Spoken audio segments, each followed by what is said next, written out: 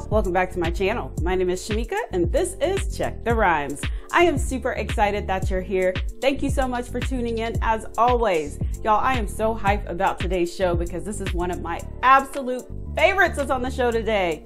It is none other than Grammy Award-winning singer, songwriter, producer, like the list goes on, Anthony Hamilton, y'all. He is here to talk about his new album, Love is the New Black. And if you have not listened to it, I'm gonna need you to go get that because it's out right now. So stay tuned because you definitely don't want to miss today's show. Anthony Hamilton, welcome to Check the Rhymes. How are you? I am great. How are you? We finally got connected here, right? I know, right? Right? Two different times, 4 different days, and here we are. Right? And we haven't seen each other since, when were you inducted? 2017? Yeah. In a minute. It's good to see you. Good to see you. And so that people know what I'm talking about when I'm saying inducted, Anthony is an inductee into the North Carolina Music Hall of Fame. So y'all got to come check out his exhibit. It's amazing. Thank you. I appreciate it. So I never got to even interview you then. I think I just chatted with you and took a picture. But I wondered, like, even then, what that was like for you. Because I know when I interviewed you for Soultraincom, gosh, I think 2011, we go way back. Yeah, way back. Yeah, you were saying something about how like the Charlotte doesn't give you as much love at that time. You know what I mean? But now, like, you even have your own day here. Yeah. So I think things started to shift. In the beginning, it's like, okay, well, that's just Anthony, well, we'll see him at Target probably. That's just Anthony. I went to school with him. He's good though. But now I think things are starting to really have more of an impact. Yeah. On the people, the listeners, and the story is starting to build where you can't deny it. And people just like, you know what? He's done really well by himself and for the city. So the love is starting to, it's unraveling now. So I'm excited either way, but I like it this way. And you're still so very humble. Do you get the big head at all sometimes? No, I don't get the big head, but I know what God has given me, my talent. I know it's special. And I know that on a good day, I can give it to you. And, he's given me a nice sound, a nice voice, and the ability to perform. Yeah. Right. So, but I don't ever get to a place where like I'm above everybody, or I'm better than this person or that. Nah, I don't really get into that part of it because I've been poor before, no lights, no water, and had to borrow from people. So I'm cool with just having people on my side. You just say, Anthony, we'll see you at Target. Yeah, absolutely. Yeah. Harris Teeter or wherever. Like, there you go. So the new album, Love is the New Black. When I tell you like, I love this album. I love it. Thank you. Now, I listened to it yesterday. I was like, just listening to it like all the way through. Because when I start to listen to stuff, and if I find one song, I'm going to play it to death. But I was like, let it play. And I felt so many different things listening to it. Like, I felt like, well, and you can tell me if this was your goal. Like, I felt like I was in the 70s for a second, even dipped into the 60s for a little bit, then came to the 80s and 90s. And now, like, tell me about putting this album together. First of all, I wanted to come back with something strong after being gone 5 years. Yeah. I wanted something classic. I wanted people to remember me from coming from where I'm from up until now as this guy with this classic music. So I wanted it to be a ride. In the beginning, I was a little upset at what happened during the pandemic and the racial uprise. I was writing from that place. And so I started to veer away from that and just give people a chance to not have so much of the heavy stuff. Yeah. But I wanted to create a Black experience and speak about Black relationships and love and just highlight us in that light and show people that, we have beautiful relationships, sexy relationships. We have hard times. We have really strong marriages, business stuff, all that. I wanted people to look at us and let Black be something beautiful. And I wanted to speak about love and making love priority. So this album is getting back to the basics, wake up every day on purpose, put love first, let love be that thing that you go to. Is that where the title kind of comes from as well? Yeah, love is the new black. You know, instead of that black hat, put on love in the morning. Instead of that black sneakers, put on love in the morning. You know, right after you grab that black Bible, you put your love on. I love it. Or that if you can't cook, you got that black piece of chicken over there, wherever you got. Put it on after you finish that chicken. Now that album cover, like I was looking at it and I'm like, okay, you got to tell me the story if there is a story behind like the idea behind that, because when I looked at it at first, I was feeling Teddy Pendergrass, Marvin Gaye, but with a little artistic flavor to it. I don't know. Is that what you were going for? Absolutely retro to the bone, black as black could be, soulful as soulful could be. And, you know, I shot that here in Charlotte, North Carolina with Antoine Maxwell. Okay. And we were actually sitting on the steps where Brook Hill used to be, those apartments on Remount Road. Wow. And we just blacked out the back so you could focus on the look of it. But for me, I can feel the energy of the neighborhood that used to be there. So I'm channeling all the older folks who've gone and left us, who left us there with all this memories and all this old soulful activity that used to go on through there, and the foolishness. And I wanted to, we recreated that whole thing with swag. Wow, I did not know you did that here. I just assumed it was like Atlanta or LA or somewhere that you did that. No, most of the stuff I do, it's in Charlotte, North Carolina. I record here most of the time. Photo shoots, my rehearsals, a lot of stuff is done here at home. Okay. Yeah. I like it like that. This is home. We don't have to go anywhere. We got everything we need. That's true. That's true. Yeah. Every time I say I'm ready to leave Charlotte, they like, why? Everything's here. And I'm like, you're right. Yeah. You know, it's okay to travel. I like to travel. When I come home, I really appreciate the slower pace, the cleaner city, you know, and it feels good to come back here. So this is the first album on your imprint. Talk about that. Yeah, my music box / BMG.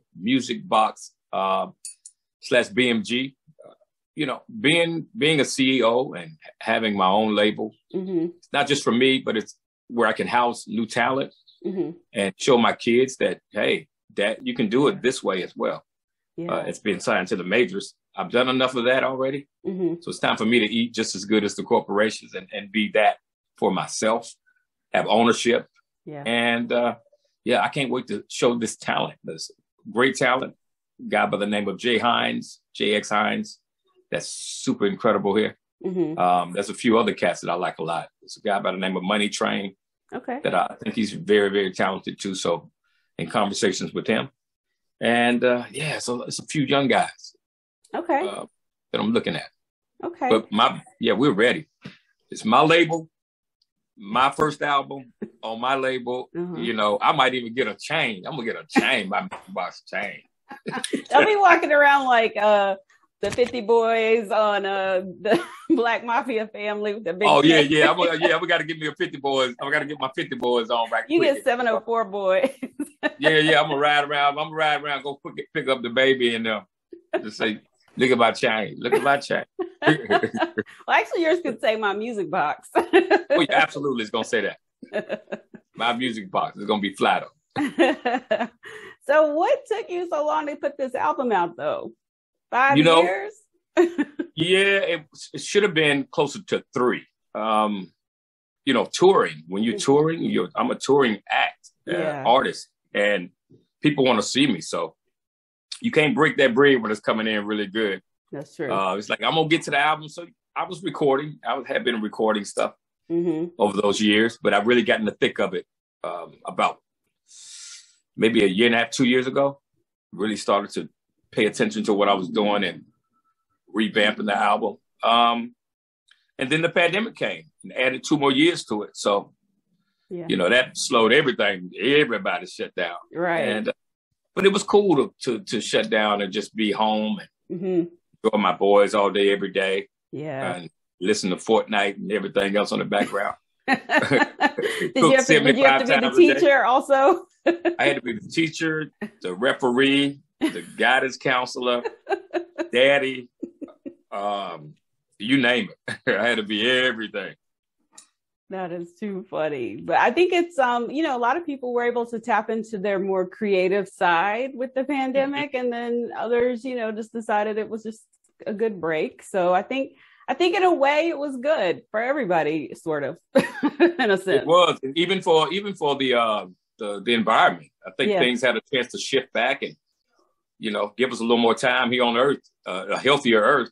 Yeah. While you know, the emissions and all that stuff was at a standstill. You know, things were able to just reboot itself and get back to its natural state as much as possible.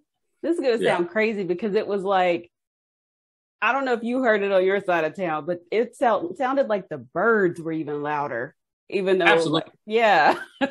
They were singing, oh, no more Newports. Ain't no Newports out here mixed with 93 octane and 89 octane. Yeah, so, you know, they had a chance to really enjoy some fresh air, just like we had a chance to. Yeah. And they were singing. They were singing different. Yeah. Yeah.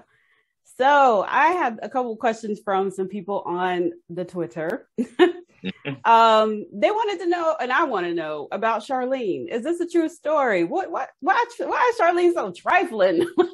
You know, she wasn't necessarily trifling. She just, you know, was in a relationship.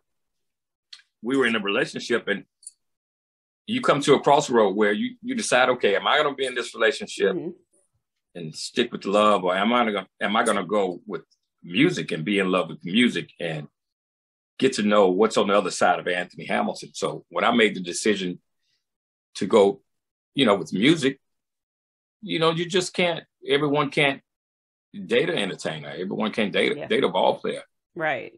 Because when you're gone, you're gone. And, you know, some people don't deal well with that. Gotcha. But you got a great song, and hey, the relationship woke me up, and I felt things I never felt before. Okay. And here we are, singing about it every night for 75 years. Thank you. Yeah. So what made you decide to do like the continuation of the story? You made a fool of me. Because, you know, being in the studio, you talk about stuff, and that was a really strong and pivotal song in my career. And to come back and revisit, you know, my fans again, I wanted to connect them to why they fell in love with me. And this was, you know, we found the young lady who played Charlene, and I hadn't seen her since the video. Yeah. So, you know, she was going on and lived her life, and she's got these kids and married. And so it was just the perfect time to revisit and to be like, hey, she's grown up, I've grown up, and here we are. Yeah. And, it was just a good time. It was a good time for that to come back around. You had us all looking for Charlene. Man, look, you still throw handcuffs on her. Somebody wanted to know if you were ever going to do a gospel album. You know what? Someone just asked me that. It's an older man. Asked me, so is there, you know, you see yourself doing a gospel record? I'll do one, but it'll be an Anthony Hamilton gospel record. Okay. That feels true to who I am and to my relationship with God. And I'm sure the people will love it because I already sing like the church from the church anyway. So, definitely. But you're going to have some old school. Lord, I thank you. I thank you, Lord. So you have some of that. Yeah, I was like, where's my church fan? You know, you're gonna need a church fan on a few. Yeah.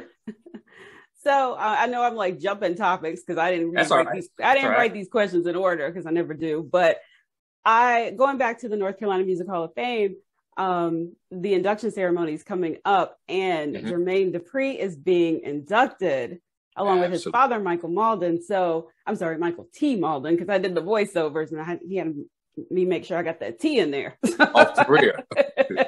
What that T stand for? Titus? I don't know. I was like, nobody knows. I ain't never called him no Michael T. Hey, Michael T. All right. Michael T. Michael T. All right. Dude, well, however you like it. Right. Right. Yeah. So, so what is that like? Because, you know, you collabed with him on this album. So, you know, now you guys have something else in common. What is that like? What does that feel like? It feels good, man. He's a North Carolina native from Asheville, up in the mountains. Me too. Shout out. Oh, for real? Yeah, we talked about that years ago. Oh, that's right. Yeah. I was telling you about my best friend. Yeah. Ramon Montgomery, Eddie Kane. Yes. Yeah, you know, just celebrating North Carolina, man. There's a lot of greatness that has come out of here, and that will come out of here. Yeah. Being connected to that, to the soil, and being part of the history of that. It's big, you know. People are going to look back and be like, wow, I never knew North Carolina had so much more to offer than just the beautiful trees and grass and good hello and smiles of people. But they also had built more house, but they also had a musical legacy. Yeah. And, you know, they had the sports now. So there's a lot here to, you know, for people to take in. So how did you two end up working on this album though, together? Just never really stopped knowing that that our work was not finished. I think when I was signed to So Def, JD only did one song on the album because he loved it so much, like it was coming from where I'm from. He just like, I was like, hey, I got this idea. He took Mama Knew Love, he chopped it up in a way that I was like, oh my God. Yeah. And that's the only one he did. He just set the album up. He was like, nah, the world need to hear it just like this. And we knew that there was so much more. Yeah, yeah. And so he was one of the first ones I called. It's like, hey, man, I need you on this record. I want to get back in. And, you know, we had started to do a project to put out together that we're still going to do. Okay. But then this album, you know, being on the label with BMG, we felt that out of respect for the business, let's do this album first for my fans and, you know, as a businessman. And then after that, we can show and prove and they'll open the gates. Like, all right, I gave you what you needed. Now move out of the way. What, so you also, this album, you had some hip hop collabs on here. Like, absolutely. What was the decision? Like, did you just decide like it's time to incorporate some hip hop, or how did that come about? You know, it was a thing, not necessarily just hip hop. It was just artists that I respected. And just so happened that these songs lean more toward hip hop. Right. I'm ready with Lil Jon. I was like, this, when I was writing it, I had these little crunk things like, hey, all this stuff like, So we had that already just with me and Ed Kane and Bink. It was like sitting back. It's like, man, why are we playing? Who does crunk better than crunk? Look, Lil Jon. Duh. So we reached out to him, and he actually one of the last ones to get on the project because he's busy. So I finally tracked him down on IG. Okay. I inboxed him, and he was out working with the Avila brothers, who did The Point of It All and some other songs. Sent him the record. He sent back all this fire. He said, yo. He jumped on it. He blanked on it, and yeah, man, the rest was history. He sent it back, and it was bulletproof. And then I had Rick Ross, someone who I worked with on numerous of songs, Lamborghini Doors with him and Meek Mills and myself. Yeah. And there's 3 other records I did with Rick Ross. But I felt like his voice was manly. I wanted to represent, the manly voice, to have that for people. Yeah, yeah. Everyone is starting to sound the same. That voice that you heard from Teddy Pendergrass and Isaac Hayes, and sonically you want to hear that sometime. Right. So I had to go, yeah. And then I did the duet. That song Rick Ross is featured on is called Real Love.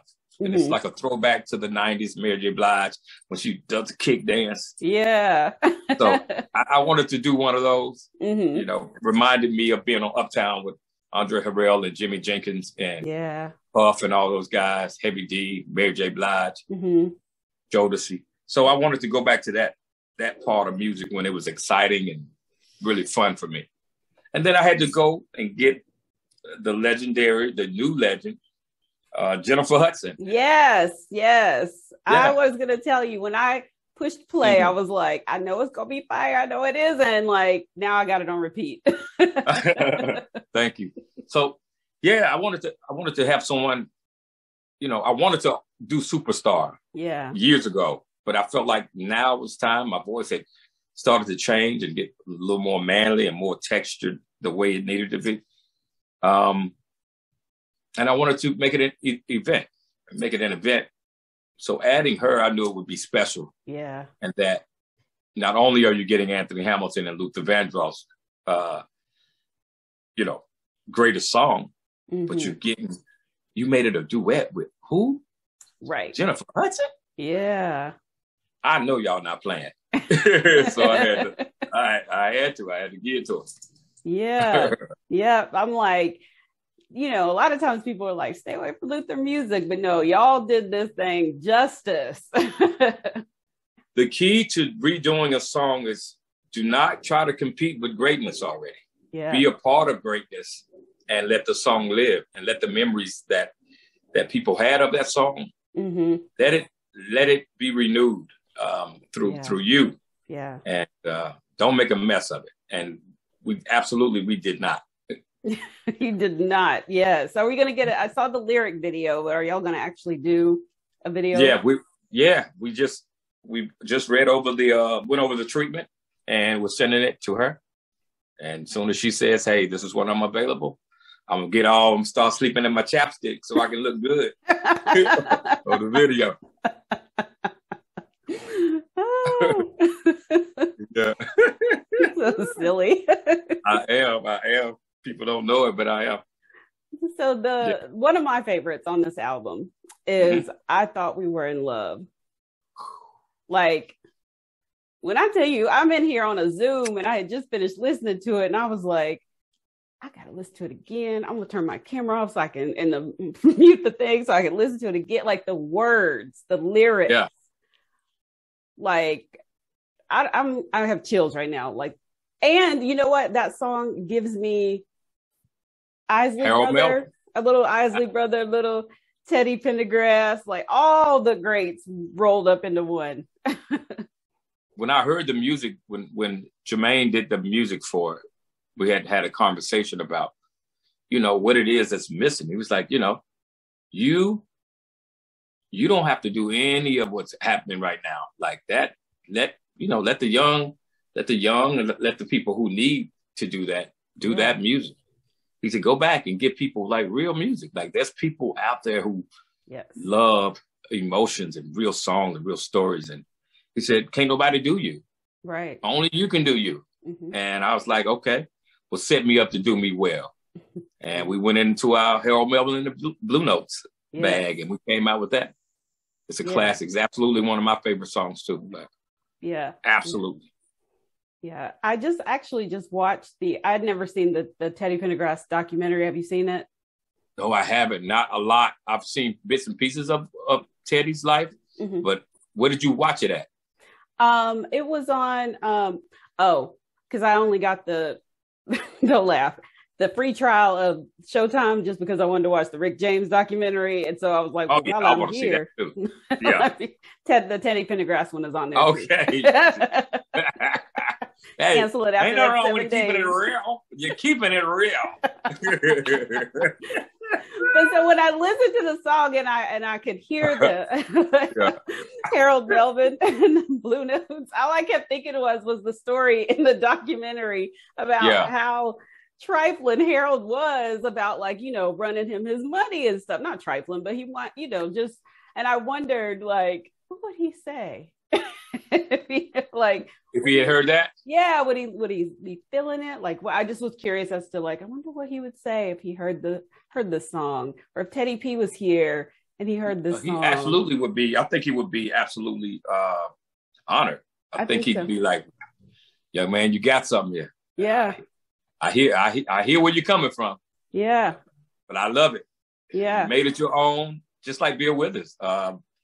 I had a great relationship with Bill. I spoke to him often, text him. I still have texts on my phone from Bill Withers that I'll never, ever, ever get rid of. And those greats like that, when you get a chance to be around them, man, you just and do their music and pay homage to them and show your respects. It's big, not only for me, but for them, to keep them alive, keep their music and their legacy alive for their families. Yeah. And, Al Green, they have done 2 songs with Al Green and win a Grammy with him. Will you tell him to let me interview him? I can't get past that Green. Church secretary. Oh, for real? All right. I'll see what we can do with me or Eli. Eli might have a connection. Right. Yeah, because them claws came out through that phone, and I was like, "Ma'am, that's not very godly." Oh, she came. She didn't come godly. No, she let me have it. I was like, I was calling to. What she say? Al is not here. Basically, and he don't do no. What did she say? He don't do no TV productions, and it was actually for the. It was a written piece. It wasn't. She didn't want to hear it. Lord have mercy. After you've done it so long, it's kind of like, how many more times do you want me to say this again? But but people want to hear it. Yeah. People want to hear it, and a lot of times he may not even know that those interviews are, coming that way. He just know that they told him. That they were told. Now look here, if we have anybody in here, call it and don't bother Mr. Green with a bunch of stuff now. Right. Choose wisely. So, you never know. Exactly. It was one of the funniest things ever. Like, I think I laughed so hard because she hung up in my face, like slammed the phone down. Oh, Lord. I said, okay, I'm going to call back up to the church then. Oh, y'all supposed to be here to help save me. Right. So what do you think about when on social media you see people saying that your voice is like cornbread, fish, collard greens, and all the soul food? And they say stuff like, if collard greens could sing, it would sound like Anthony Hamilton. Yeah, what do you think when they do all that? I love it. I think it keeps my name alive, and it's comparing me to the stuff that people have loved for years. So yeah, I think it's humorous. A lot of it's really funny. I'm not one of the ones, I can't believe they said that about me. Yeah. Whether it be my scruffy beard or whatever, I find humor in it, and I find like they're speaking about me. And then I know it's coming from a place of love and a place of where people feel like it has a lot to do with their life and their upbringing, and it reminds them of something. Yeah. Can't be mad about that. Yeah. Because they can walk past you and they don't have to say your damn name.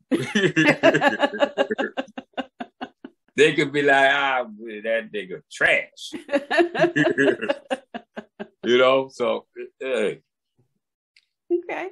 What about your book? Well, I was actually going to ask you about it's a tabletop book. Absolutely. Cornbread, fish, and collard greens. Is that that? Tell me about it. Go ahead. I'm sorry. I was going to say, tell me about it. It's a book that speaks about the songs. And in the book, each title is called, I refer to it as ingredients. Okay. And it tells the stories of how Charlene became to be the song it is. Lucille, coming from where I'm from, how I became Anthony Hamilton, being at grandmother's house, being at the church. And then there's recipes in it that, being someone who likes to cook, there's some recipes that I put in there for people just to get to know a different part of Anthony. There's some scriptures that were important to me and some never seen before photos that are really, really cool. Okay. So yeah, I just wanted to give people an extension of Anthony and for them to get to know me. It's a really honest read. It's very, very honest. And you'll get to know me. If you ever dated me, you'll be like, oh, I see. So you did a cooking show. You used to cook. I don't know if you still do. You used to cook on Instagram a little bit here and there. Yeah, but I I want to do it over with the right lighting and all the good stuff and do it there. I want to do it that way. So what I have now, I've paired up with a chef from Charleston to do a thing called, her name is April Robinson, and we do a thing called Hamilton Corner Store. Okay. And online of grits, and all the staple things like hot sauce and fish fries and chicken fry and mushroom fry, whatever you want, sauces and things like that. Yeah. That make home cooking special. You know, so we're doing that, and from there we can get into deeper things like pancakes and all kind of stuff. You can have it all, and eventually have my own grocery store in the urban neighborhoods where there's food deserts, where they don't have enough grocery stores, or have grocery stores that have you know, high quality food, not ram me down handover grocery for people of color. Nah, that time is up for that. Yeah, I totally agree. Yeah. And I hope you have some dairy-free things for people like me. I can't do black dairy. Folks, after a certain age, we lactose intolerant. I'm lactose can't tolerate. Look, I haven't done dairy in, I know 17, almost 18 years, maybe 20 years, close to 20 years. Wow. Yeah.